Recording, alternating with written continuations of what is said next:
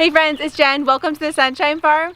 Today we're going to be doing our first full garden tour of the year, and it's been a busy couple of days. We had essentially nothing planted if you had been here on Wednesday of last week when we had temperatures still in the 30s at night, and now it's 80s and we're well into the 50s at night, and pretty much the entire garden is planted. So let's start with our raised beds. We have 3 raised beds that we put in the ground 2 years ago now.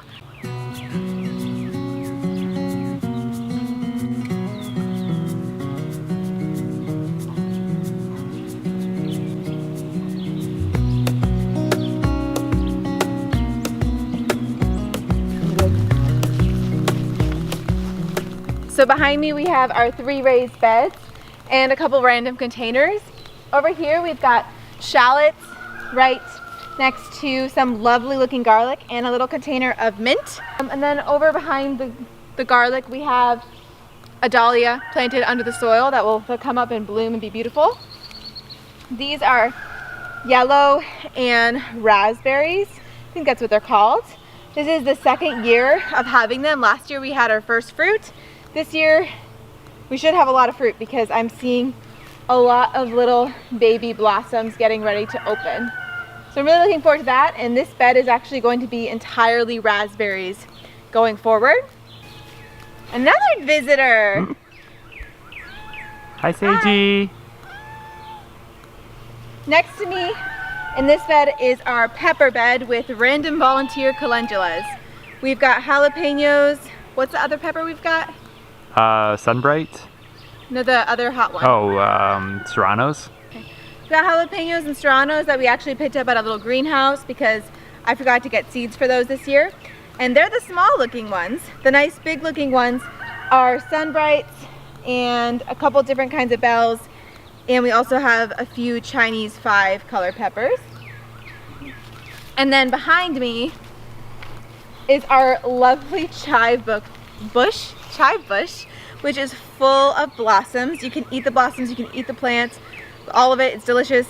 I'm gonna make some pesto with it later this week, and I've also been topping it onto pizza and other delicious things. In here we have parsley that overwintered and came back. This is a curly parsley, and sage that also overwintered and has spread. And then we have little baby cilantros that reseeded themselves, as well as some parsley that reseeded, and a bunch of different dill. I planted dill 2 years ago and I've never started seed since. I've never purchased dill since. I just let it seed itself and it produces amazingly. This plant next to me here is pretty cool, and you might not have heard of it, or you might maybe have, maybe. It's a hardy kiwi. We've got 3 of them on this cattle panel trellis. 2 males and a female, or I might have had that switch. We might have 2 females and a male. Whatever it is, the varieties we have need cross-pollination. So these guys will produce a little grape-sized kiwi-like fruit. Potentially this year, likely next year. This is the 2nd year. We planted them last spring. Okay, so that is the raised beds, kind of the smallest part of our garden. Now we're gonna go talk about the hugelkultur, and we'll go into our no-till. Right. Yeah. Are you still recording? I am. Okay. So we live in upstate New York. We're in zone 6A. This year we've behaved a lot more like 5B.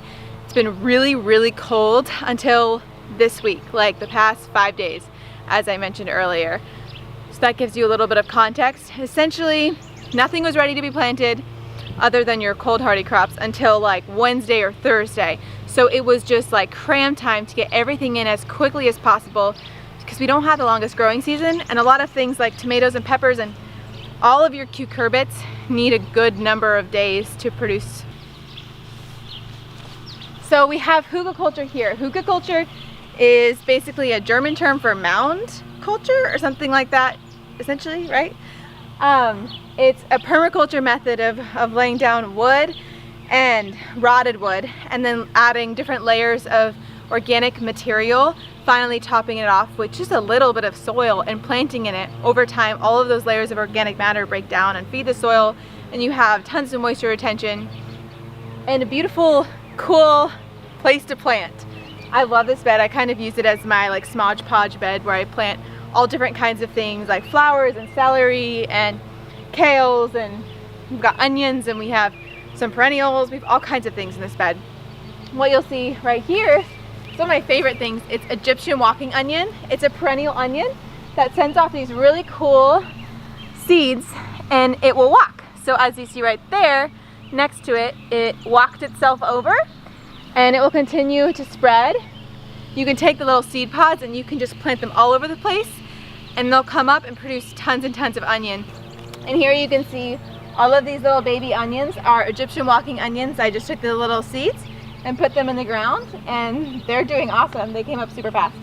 Lots of different things in here. I'll show you guys details in a Homesteading update soon.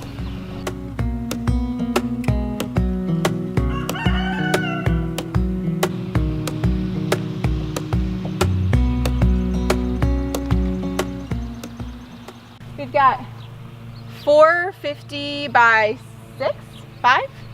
6, yeah. 50 by 6 foot beds in here, and I'm really happy with the size of the beds. I think they're perfect. I love that we can have a big diversity of plants in each bed, and we don't have to follow any sort of row system or anything like that. We more approach it using like a block style planting, clearing out an area, planting, putting the mulch back, things like that. So we're trying to kill off some of the grass here so we can put down wood chips. That's what you'll see the tarping for, but don't mind that. Behind me, we have fava beans surrounded by onions that I started from seed, and we have some brassicas that I started from seed, as well as a lot of garlic. I think there's like 325 garlic plants in this bed, a mix of softneck and hardneck. We're gonna have lots of garlic. I think we're gonna do like a mini cash crop this year with the garlic, because we don't need 400 heads of garlic. But we do love garlic.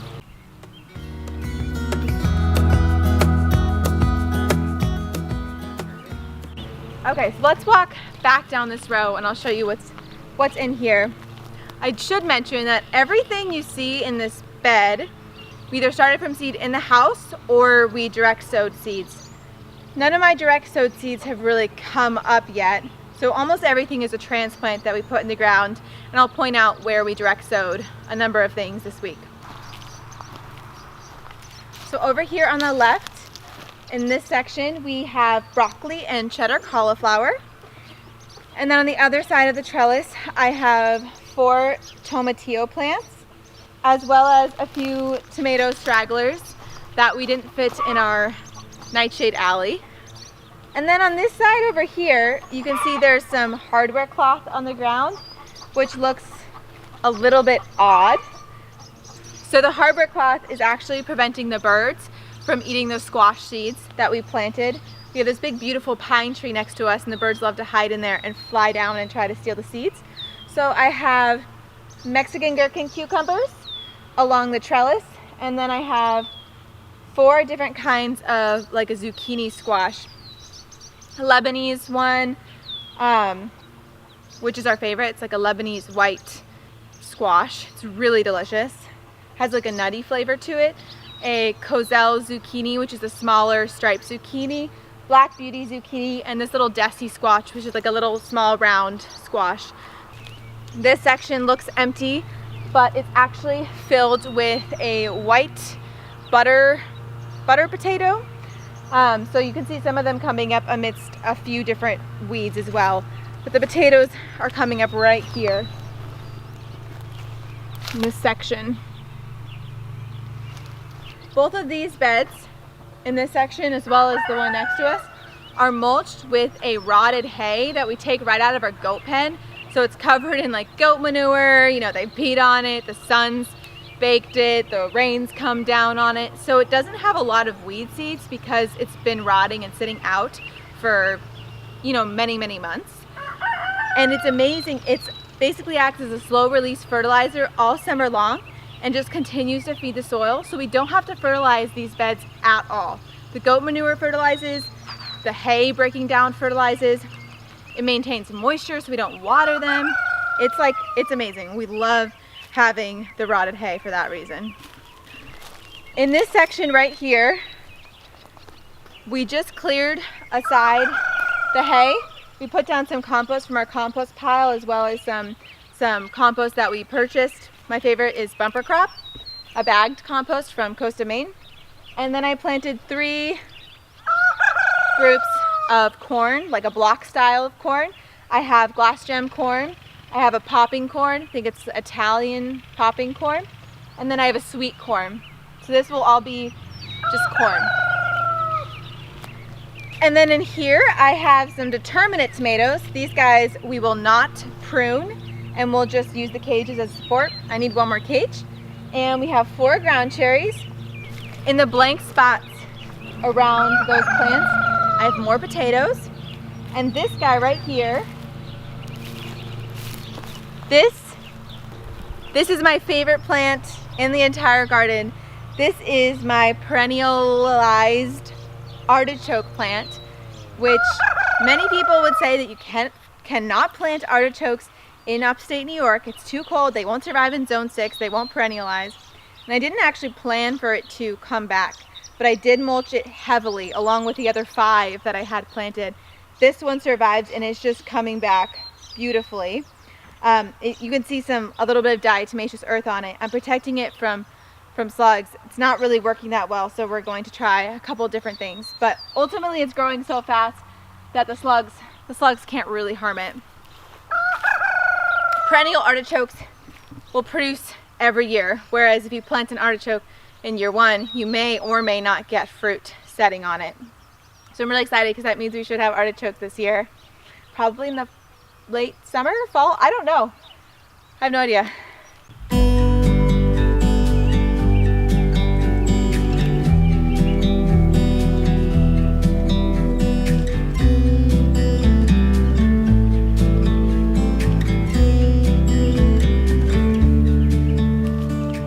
Bed is a little bit of a hodgepodge mix as well, not only of what's in it, but also the mulch that you'll see used.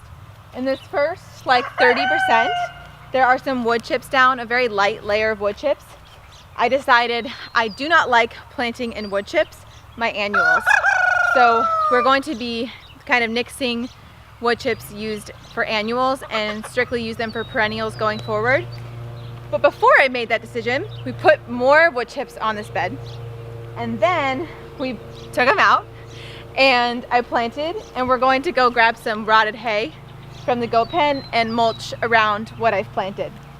You'll see some hot peppers. We got Tabasco and Chinese 5-color, which are just beautiful ornamentals, but also you can make delicious things like hot sauce. And I love spicy peppers, especially since I'm pregnant. I've been obsessed with spicy foods, so I'm really excited for hot peppers this year.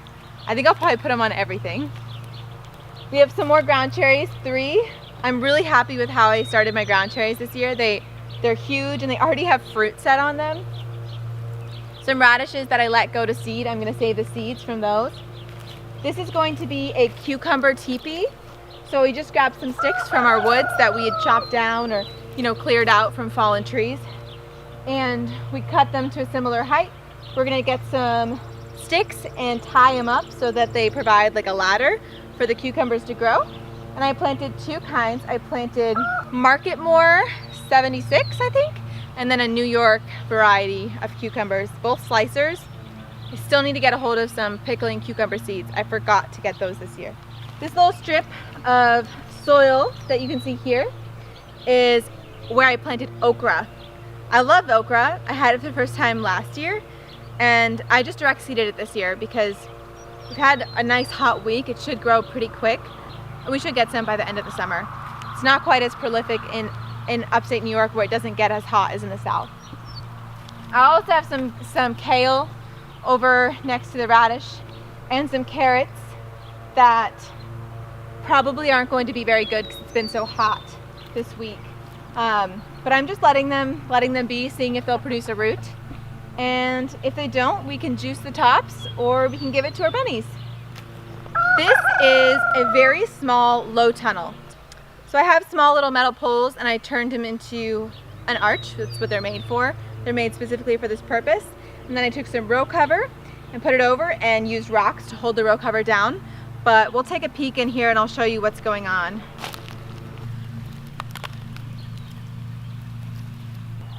I have 7 eggplant in here. I'm very, very proud of this eggplant. I started it from seed. The reason we're using a low tunnel here for the eggplant is to keep the flea beetles away. I probably don't need it because they're so happy, healthy, and large to begin with, so the flea beetles won't really stand a chance, but I want them to be pretty and I don't want them to be ravaged on by an army of flea beetles. Flea beetles live in the soil, but they'll move from location to location. So I haven't planted eggplant here before. I haven't seen any flea beetles here in this soil, so I go ahead and I plant them here. What will happen if I didn't have the row cover? So flea beetles that are obsessed with eggplant and other nightshades, but especially eggplant, they'll find the eggplant, they'll live in the soil, and then you can't do anything about them. You can't cover it at that point. They're already there. So if you can get your eggplant covered and protected before they find them, you're good to go. I'll probably take it off in like less than a month. Okay, this bed is completely packed. It's so full. Nothing else is fitting in this bed. We've got potatoes in here, right in this front section. And then we have 48 tomatoes. There's 24 on each side of the trellis. They're staggered. They're about 18 inches apart on center. And the reason we're planting them so close is, one, because this soil is really rich. It's fertilized with the goat manure, so we can afford to plant things closer. The other reason is we're going to prune to a single vine or a double vine, 1 or 2. So they're going to have a lot of airflow. And then the third reason is we live in upstate New York.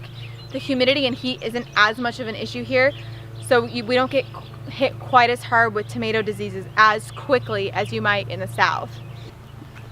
I also have these vertical trellises. We've got 6 vertical trellises, and I almost entirely planted them with squash this year because I found last year the squash gets so full, so beautiful, such nice coverage, adds a lot of height to the garden, whereas other things like melons never really grow like higher than here, and pole beans take forever to fill out, at least in my experience last year. So I filled them almost exclusively with small winter squashes and small pumpkins.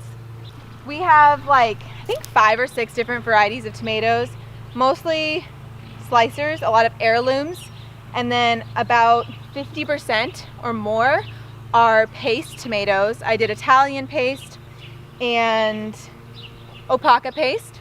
Our favorite cherry, which is honey drop cherry tomato, and a couple of fun varieties of heirloom slicers like Copia, which is a yellow orange that I've just loved for years, and green zebra. And my peppers are amazing this year. I figured out the magic to starting peppers, just like the eggplants and the tomatoes, but especially the peppers. They're so dark, they have so many leaves, they've branched out on their own, I didn't top them. They're developing tons of blossoms.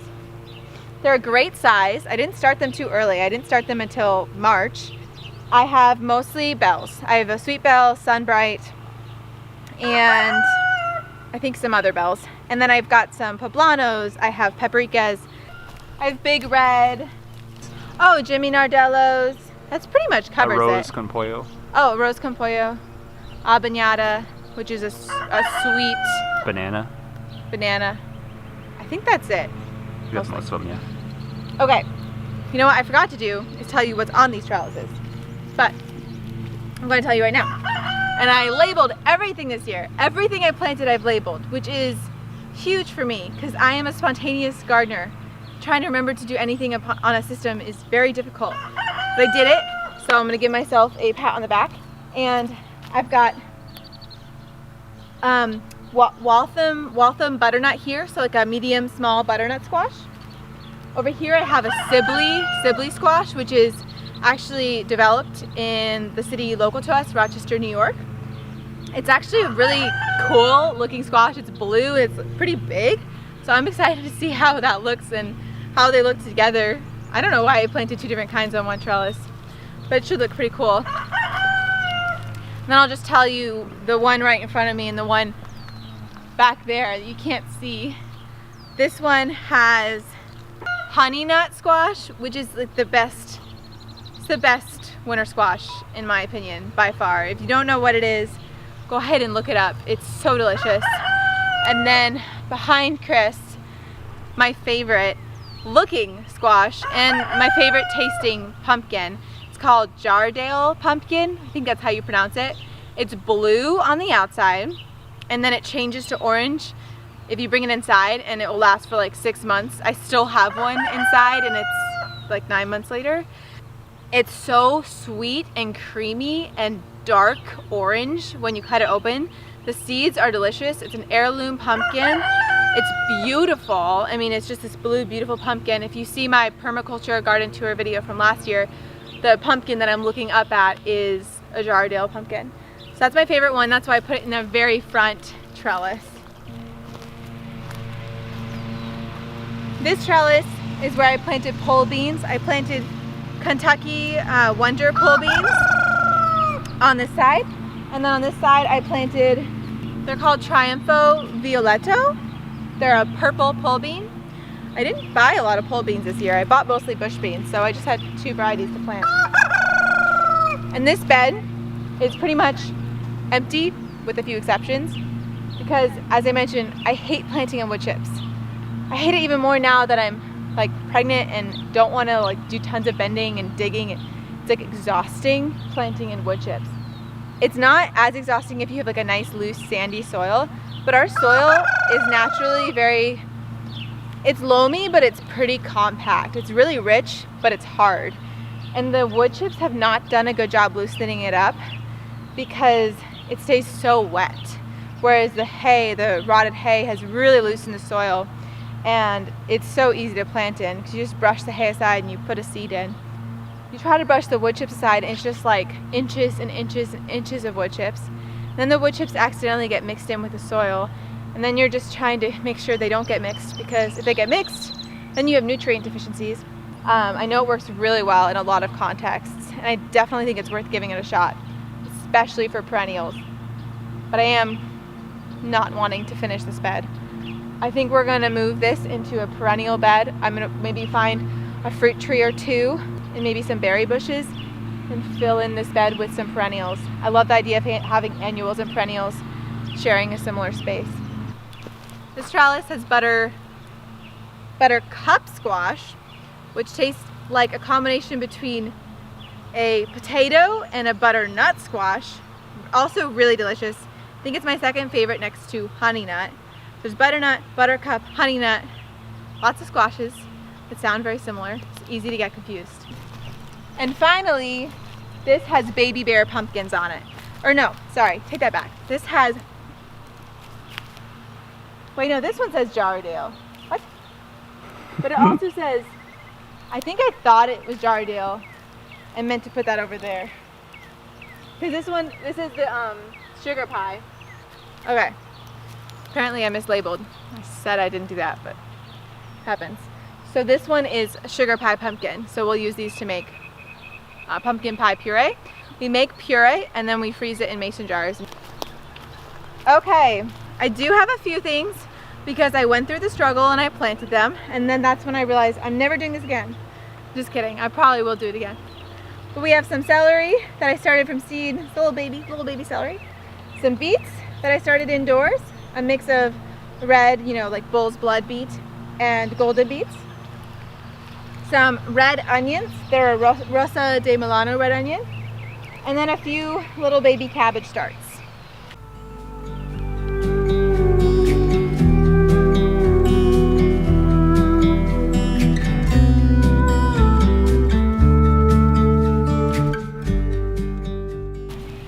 This is my perennial herb garden and tea garden, as I like to call it.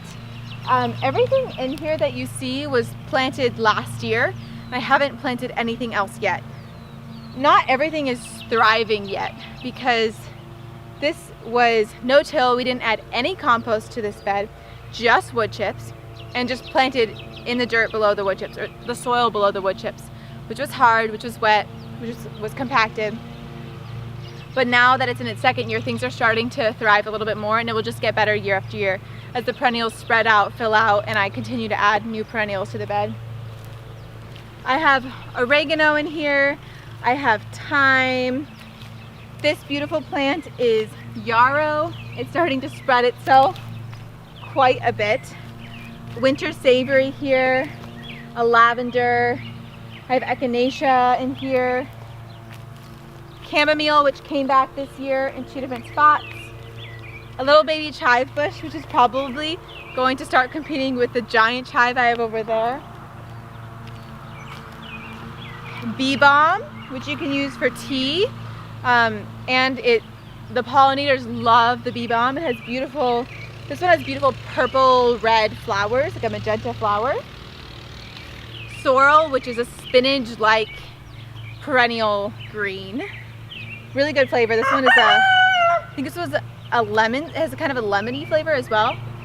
And then behind me, I have 3 different varieties of lavender. They're all coming back. Some more echinacea, lemon balm, and I have some foxglove flowers, which should be really pretty and not too long. Okay, our last section, which is almost entirely new this year, actually almost entirely new this week. Let's go over and I'll show you that. And I'm really looking forward to working in this space. I could feel it in my bones. There was something going on. First, you'll see we have a lot of weed pressure in this area. We're going to be working on that. But these little guys are strawberries. So we have a lot of strawberries in here. Our goal is to get rid of the grass, mulch heavily, and let the strawberries just take over this space. And we have 3 perennials. We have a currant bush, a gooseberry, and a medlar tree, which I showed in a recent video. So the area where we're standing right now, the roosters, these 4 buddies, were all in here for about 9 months, or 6 months at least. And by the time that they were gone, this area had very few weeds and was pretty much just a little bit of soil with a little bit of hay on top. Well, a lot of soil with a little bit of hay on top. So it was ready to be turned into a garden, but it was really, really compact because this area was our first major gardening mistake 3 years ago, where we tilled it all up. I'm not a fan of tilling and definitely have seen the consequences of it for us. I know it works for some people in many contexts. It does not work for our soil. It gets very hard really fast, really dry really fast. So instead of tilling up this area again, we built these miniature berms, which essentially means it's like a raised bed without sides. And then we topped it off with some compost from our bunnies on the outside, and then on the top some bumper crop compost. In this one right here, I planted 2 different kinds of watermelon, one called Sugar Baby and another called Honey Island, which is yellow. In this bed, I have all of my yellow onions. They're doing really well, and it was so easy to plant in here. And in this bed, I have 2 different kinds of cantaloupe. The Sherilyn variety can be eaten both as honeydew or as cantaloupe, depending on when you harvest it. And then I have a variety called Grace something. I didn't label it perfectly. So I have those 2. And we have 2 more right now. We're gonna keep going. We'll have probably 4 here. So we have a few beds, and these are gonna be where I'm gonna top them off with compost. And then we're gonna plant sweet potatoes and bush beans in these sections. So we've got our berms and swales, we've got our wood chip perennial beds, we have our Ruth Stout style rotted hay beds, our hugelhulter bed, and our raised beds. I love mixing and matching. I find it really fun to see how different things do in different contexts. So that's where our garden's at as of May 25th, 2020. And I can't wait to show you it come to life over the next few months. I think this is going to be a really successful year. I'm sure we'll have lots of failures. It's only our 2nd year of no-till. Last year was a total adventure, a total experiment, and we still had tons of harvests. So I can't wait to see what the garden produces this year. Thanks for being here, and I'll see you guys next week in our weekly garden tour.